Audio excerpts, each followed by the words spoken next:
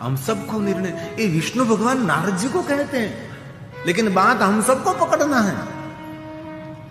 सभी कामना, सभी मनोकामना पूर्ण करने वाला ये मंत्र है। इसलिए भगवान विष्णु जी ने नारद जी को ओम नमः शिवाय मंत्र दिया। तब से नारद जी ओम नमः शिवाय मंत्र का जाप कर रहे हैं। नारद जी, आपका मन शांत हो जाएगा। और नारद जी, और एक बात याद रखें, आपके बाल में भस्म का त्रिपुंड करिए नारद जी। भस्म का त्रिपुंड करने से नारद जी आपका मन निरव शांत हो जाएगा और मन की विचारों की तरंग शांत हो जाएगी। नारद जी आपके बाल में भस्म का त्रिपुंड करें। और तीसरी बात, नारद जी सर्वांगेषु प्रयत्ने रुद्राक्षु वल्लभान, आप आपके अंग पर रुद्राक्ष को धारण करिए। आपका मंगल होगा, आपका सर्व मंगल होगा। ये तीन वस्तु तापत्रय हरम, जिनके कंठ में, जिनके अंग पर रुद्राक्ष है, रम रुद्र रोगनाशाय धनवंतरी है रुद्र। ये रुद्राक्ष आरोग्य देता है, इसलिए सब भाइयों बहनों वडिलों रुद्राक्ष पहन सकते हैं। ऐसा कहीं नहीं कहा है कि बहनों को रुद्राक्ष नहीं पहनना चाहिए। जितना पुरुषों को रुद्राक्ष पहनने का अधिकार है, इतना अधिकार बहनों को भी रुद्राक्ष पहनने के लिए है। इसलिए हर कोई व्यक्ति रुद्राक्ष पहन सकते हैं। जिस अपवित्रता का वर्णन यहां से मैं नहीं कर सकता हूं, ऐसी अपवित्र अवस्था में भी रुद्राक्ष कोई भी मनुष्य पहन सकता है। लेकिन रुद्राक्ष कौन नहीं पहन सकता?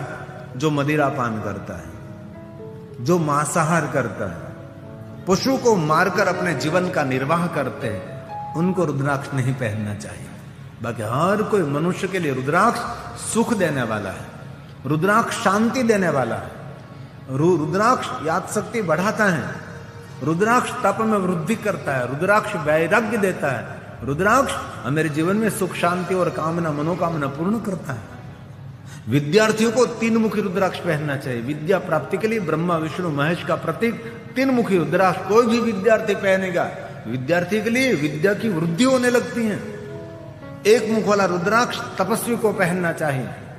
दो मुख वाला रुद्राक्ष कोई भी बहन पहन सकती है।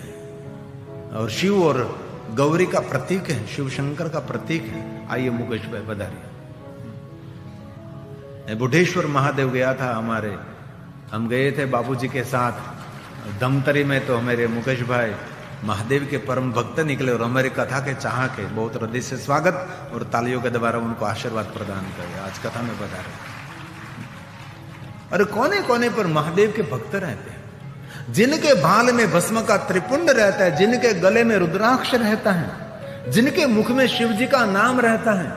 ऐसे मनुष्य का दर्शन करने मात्र से प्रयाग तीर्थ में यात्रा का फल मिलता है। त्रिवेणी सदृशम धर्म क्षेत्रे महाक्षेत्रे गंगा कालिंदी संगमे प्रयागे परम पूर्ण्य ब्रह्मलोकस्य वर्तमनि।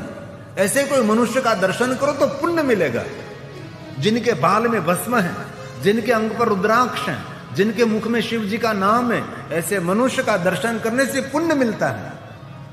इसीलिए आज से हम भस्म की बिंदी करेंगे, भस्म का त्रिपुंड करेंगे और आज से हम रुद्राक्ष पहनेंगे। और बहनों के लिए विशेष मैं कहना चाहता हूं, मंगल सूत्र के साथ जो कोई बहन रुद्राक्ष पहनेगी तो जीवन भर उसको मंगल सूत्र काट निकालना नहीं पड़ेगा, अखंड सौभाग्य रहेगी। शिव पार्वती का सौभाग्य रहता है, उसका सौभाग्य कभी खंडित नहीं होगा। इसलिए बच्चे को रुद्राक्ष पहनना चाहिए, हर व्यक्ति को रुद्राक्ष पहनना चाहिए। एक मुखी रुद्राक्ष तपस्वी के लिए, दो मुखी रुद्राक्ष बहनों के लिए, तीन मुखी रुद्राक्ष विद्यार्थियों के लिए, चार मुखी रुद्राक्ष ब्रह्मा जी का स्वरूप बुद्धि की वृद्धि करने वाला, बुद्धि की शुद्धि करने वाला, पांच मुखी रुद्राक्ष पंच देवताओं के समान, पांच देवताओं की कृपा और पंचभूतों से बना हुआ शरीर और पंचायत देवता आरोग्य देने वाला पंचमुखी रुद्राक्ष, छह मुखी रुद्राक्ष कार्तिक स्वामी का स्वरूप है। कोई भी क्षेत्र में विजय पाना चाहते हैं, कोई भी क्षेत्र में आप आगे निकलना चाहते हैं, सफल होना चाहते हैं, छह मुखी रुद्राक्ष भगवान कार्तिक का स्वरूप है। सात मुखी रुद्राक्ष कामदेव का स्वरूप है। जो बिजनेस करते, व्यवसाय करते, बिजनेस में व्यवसाय में उसको आगे बढ़ना है, कामनाओं की पूर्ति के लिए सात मुखी रुद्राक्ष पहरे, जो कामदेव का स्वरूप है। अष्टमुखी रुद्राक्ष भैरव का स्वरूप है। जिनको अंदर से भय रहता है, उद्वेग रहता है, बहुत लोग भयभीत रहते हैं अंदर से, जो भयभीत रहता है उनके लिए आठ मुखी रुद्राक्ष पहने। और नवमुखी रुद्राक्ष माता की उपासना करता है, जगदम्बा आद्य शक्ति की उपासना करता है, उसको नवमुखी रुद्राक्ष पहनना चाहिए। 10 मुखी रुद्राक्ष भगवान विष्णु के भक्तों को पहनना चाहिए। ये विष्णु का स्वरूप है 10 मुखी रुद्राक्ष। 11 मुखी रुद्राक्ष 11 रुद्र तुल्य हैं, जो प्रसन्नता देता, आरोग्य देता, जो रक्षा करता है। 12 मुखी रुद्राक्ष 12 सूर्य के समान तेजस्विता और प्रकाश और ज्ञान देने वाला है। 13 मुखी रुद्राक्ष विश्वदेव का स्वरूप है, जो सौभाग्य देता है। 14 मुखी रुद्राक्ष परम सदाशिव जी का स्वरूप है, इसलिए 1 से लेकर 14 मुखी रुद्राक्ष साथ में भी पहन सकते हैं। इसलिए कोई भी रुद्राक्ष कोई भी मनुष्य 24 घंटे पहन सकता है।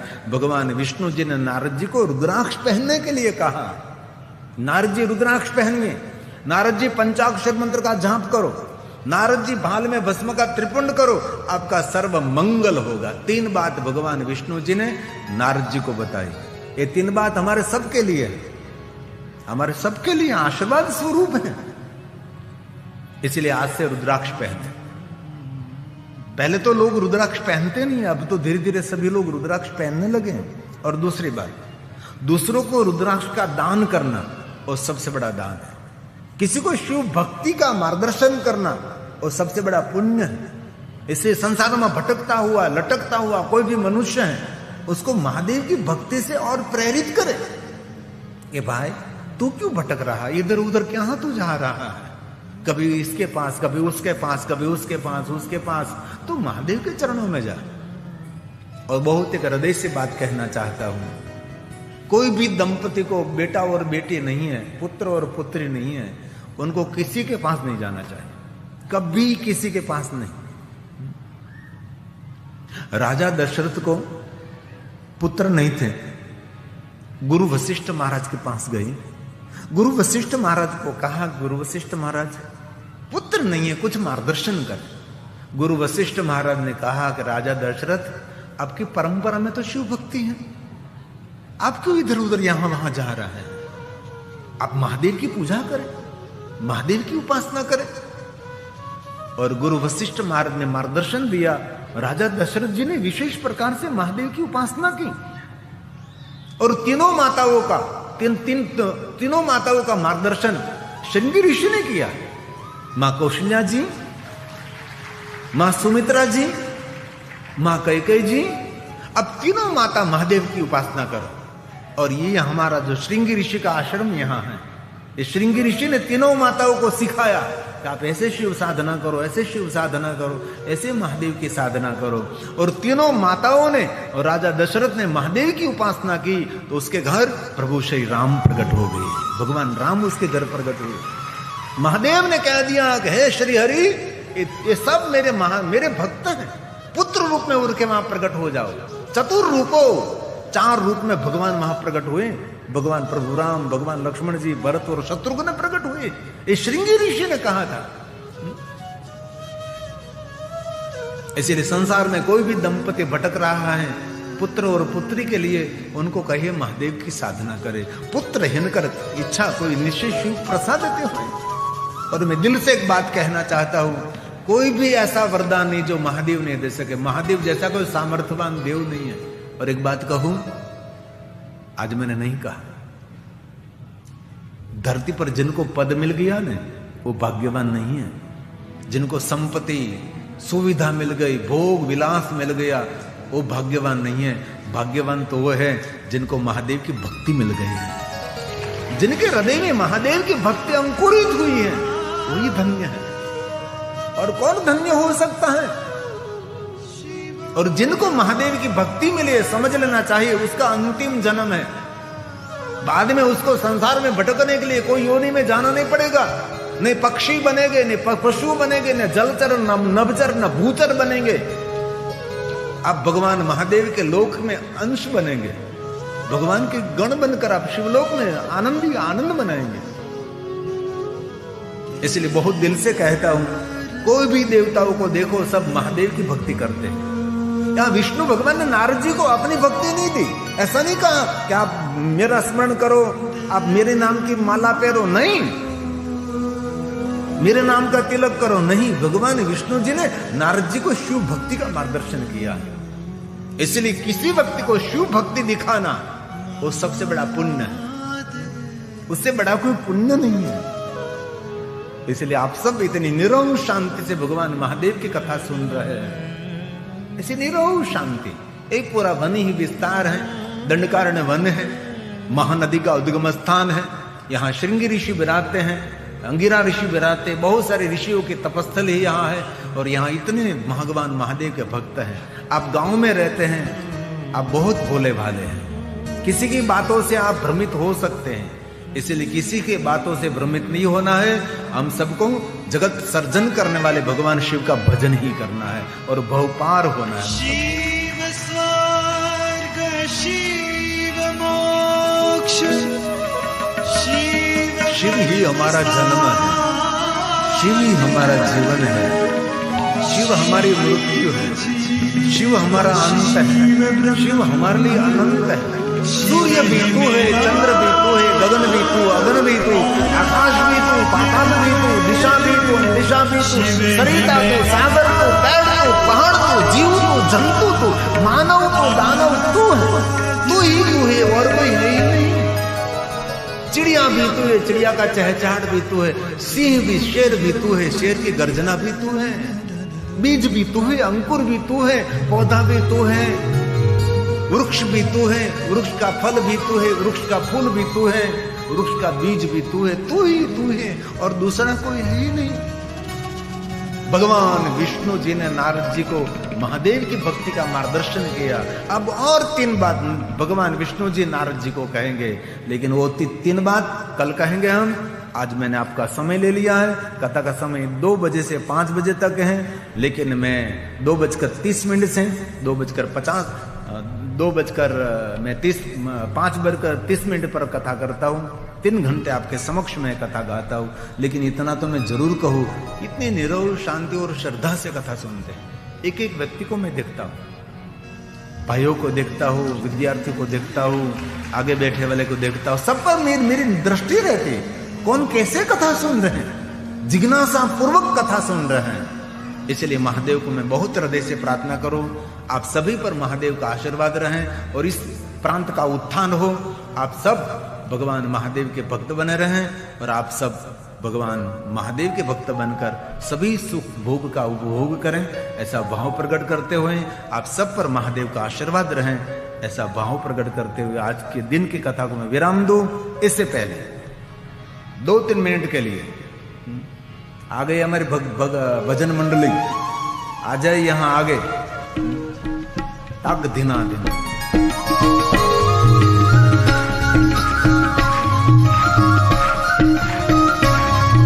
बड़ी भजन मंडली है, कोई बात नहीं, यहाँ आ जाए।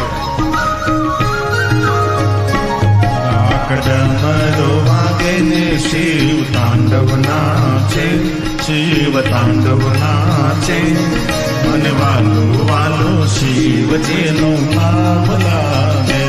डाक डमरू वागे शिव तांडव नाचे, शिव तांडव नाचे, मन वालो शिव जी नो नाम लागे। हेलो महादेव, महादेव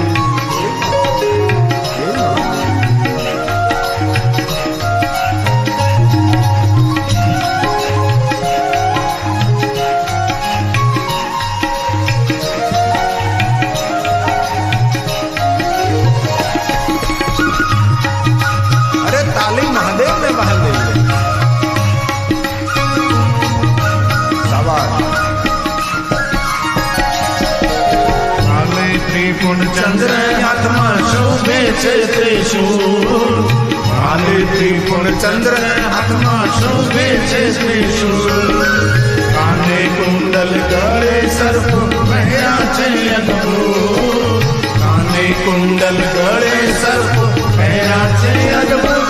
शिव तांडव नाचे 14 ब्रह्मांड गाजे, 14 ब्रह्मांड गाजे, मन वालो शिव जी नो नाम लागे। डाक डमरू वागे शिव तांडव नाचे, शिव तांडव नाचे, मन वालो शिव जी नो नाम लागे।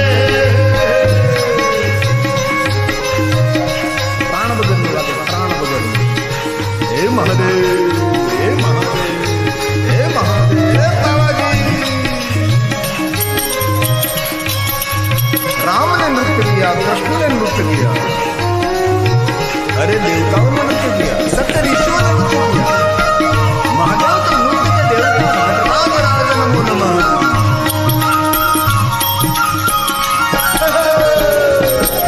गणेश कार्तिक जो माला साथ पार्वती माँ, गणेश कार्तिक जो माला साथ पार्वती माँ, ब्रह्मा विष्णु इंद्र आया सब संगा, ब्रह्मा विष्णु इंद्र आया सब संगा, नारद वीणा रे बजारे संगीत गूंजी गाते, संगीत गूंजी गाते, मुनि बांधो बांधो शिव जी को नाम लागे, डाक डमरू बजने शिव तांडव नाचे, शिव तांडव नाचे, मुनि बांधो बांधो शिव जी को नाम लागे।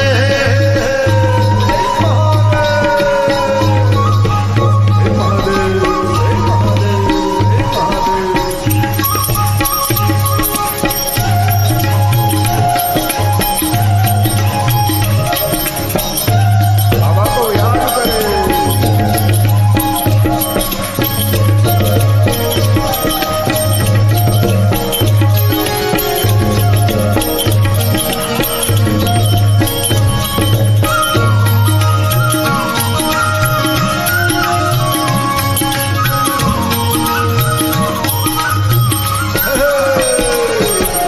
योगिनी समाधि टूटी आया कैलाश, योगिनी समाधि टूटी आया कैलाश, हर हर शंभु गूंजी उठे नारा, हर हर शंभु गूंजी उठे नारा, पद्मा घूंघर काठी ने नंदी ताल लागे, नंदी ताल लागे, मुनि बांधो बांधो शिव जी को नाम लागे, डाक डमरू बजने शिव तांडव नाचे, शिव तांडव नाचे, मुनि बांधो बांधो शिव जी को नाम लागे।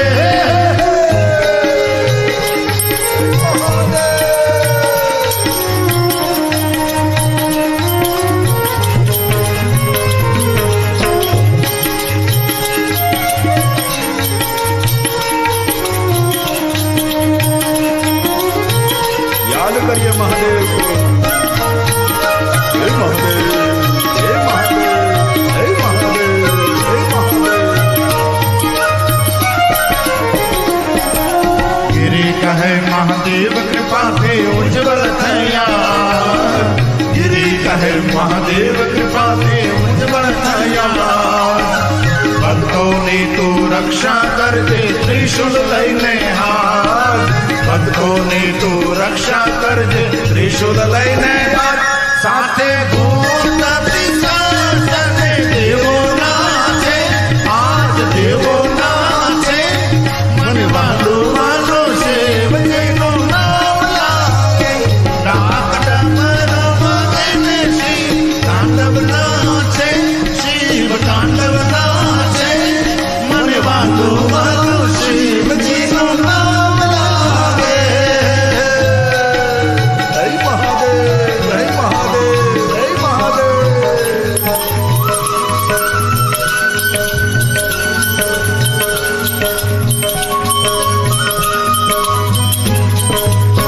महादेव, महादेव, महादेव, महादेव, महादेव, महादेव।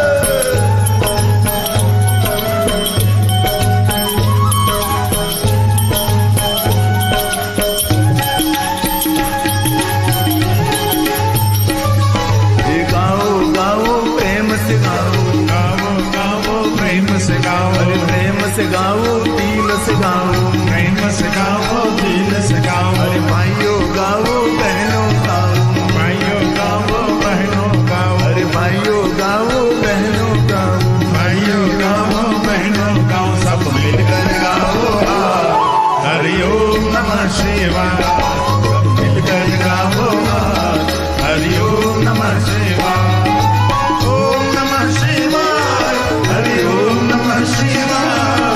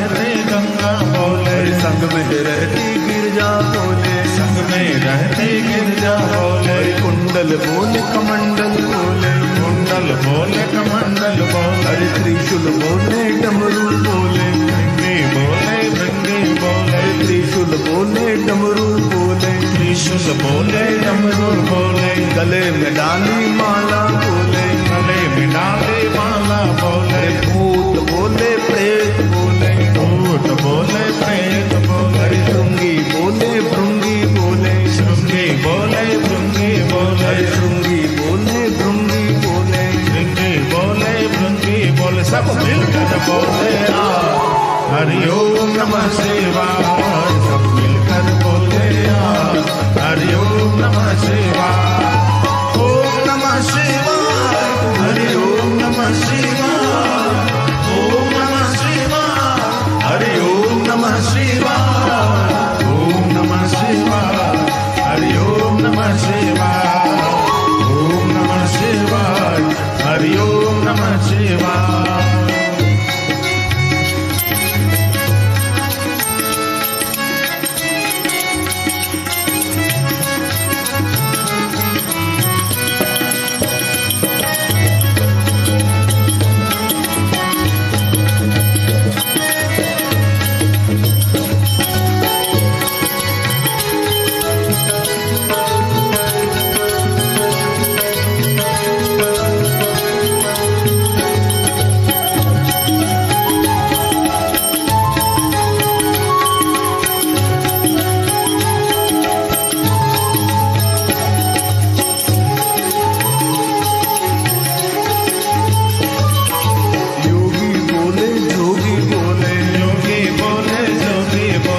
संतो बोले महंतो बोले, संतो बोले महंतो बोले, देव बोले दानव बोले, देव बोले दानव बोले, पेड़ बोले पहाड़ बोले, पेड़ बोले पहाड़ बोले, पेड़ बोले पहाड़ बोले, पेड़ बोले पहाड़ बोले, सब मिलकर बोले हरि ओम नमः शिवाय, सब मिलकर बोले हरि ओम नमः शिवाय, ओम नमः शिवाय, हरि ओम नमः शिवाय, ओम नमः शिवाय, हरि ओम नमः शिवाय, ओम नमः शिवाय, हरि ओम नमः शिवाय, ओम नमः शिवाय, हरि ओम नमः शिवाय।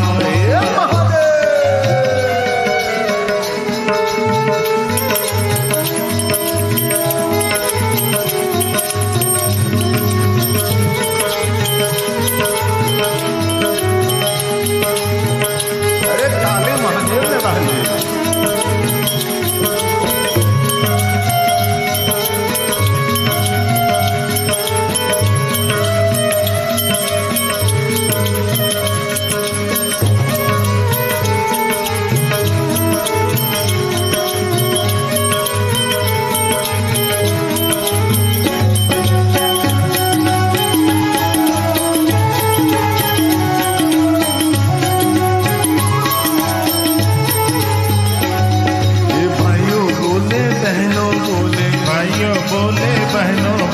भाइयों बोले बहनों बोले, भाइयों बोले बहनों बोले, भक्तों के रखवाल हरि ओम नमः शिवाय, सब भक्तों के रखवाल हरि ओम नमः शिवाय, ओम नमः शिवाय, हरि ओम नमः शिवाय, ओम नमः शिवाय, हरि ओम नमः शिवाय, ओम नमः शिवाय, हरि ओम नमः शिवाय, ओम नमः शिवाय, हरि ओम नमः शिवाय, ओम नमः शिवाय, हरि ओम नमः शिवाय, ओम नमः शिवाय, हरि ओम नमः शिवाय, ओम नमः शिवाय, हरि ओम नमः शिवाय, ओम नमः शिवाय, हरि ओम नमः शिवाय, ओम नमः शिवाय, हरि ओम नमः शिवाय, ओम नमः शिवाय, हरि ओम नमः शिवाय, ओम नमः शिवाय, हरि ओम नमः शिवाय। बोलिए कर्णेश्वर महादेव की जय। भजन मंडली को बहुत तालियों के द्वारा बधाई करें, तालियों के द्वारा उनका आशीर्वाद करें। बहुत बहुत धन्यवाद भजन मंडली को और संपूर्ण कथा के प्रणेता, कथा का मार्गदर्शक हमारे बाबा जी मुकेश बाबा सूर्यानंद जी महाराज को बहुत तालियों के द्वारा प्रणाम करें।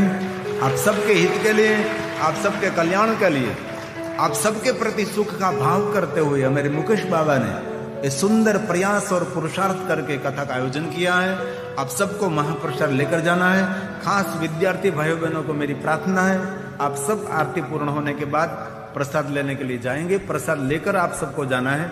जितने विद्यार्थी भाई बहन बैठे हैं, आयोजक मित्रों, स्वयंसेवक मित्रों को मेरी प्रार्थना है, उन विद्यार्थी भाई बहनों को पहले प्रसाद लेना है, बाकी सबकी व्यवस्था अलग व्यवस्था करें। विद्यार्थी भाई बहन आज कथा में बड़ा है।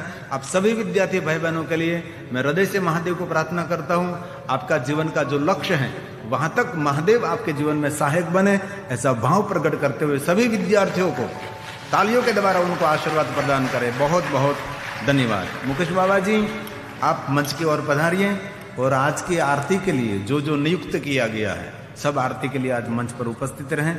विशेष प्रकार में आरती में आज हमारे परम शिव भक्त हमारे धमतरी से पधारे हुए मुकेश भाई, उनके साथ उनके मित्र श्री आरती के लिए आप उपस्थित रहिए। और मुकेश बाबा जी, आप स्टेज की ओर पधारिए।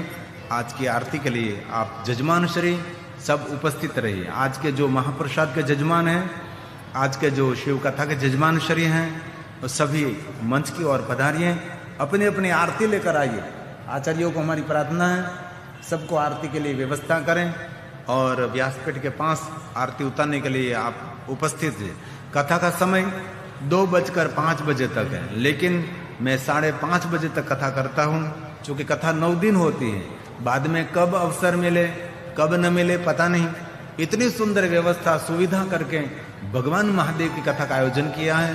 तो आप सभी थोड़ा भक्ति प्रचार करें, सबको फोन करके, मोबाइल करके, कोई भी अवस्था में सबको आमंत्रित करें और सह परिवार के साथ भगवान महादेव की कथा सुने।